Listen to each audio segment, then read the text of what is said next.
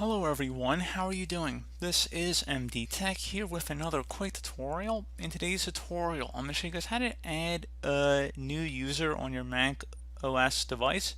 So this should hopefully be a fairly straightforward tutorial, and without further ado, let's go ahead and jump right into it.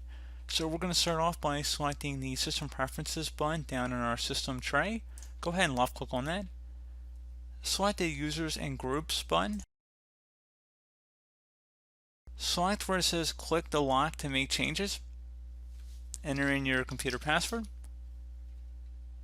Now at this point you want to go ahead and select the little plus button down here. Now you're going to add a new account. You can set it to either be standard or administrator. So add whatever name you want to name this new account.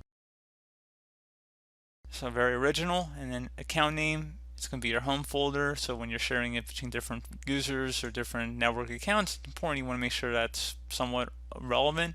So you enter in a password, and then you would go ahead and verify the password by just typing in it again, and then enter in a password hint, and then you would select create user.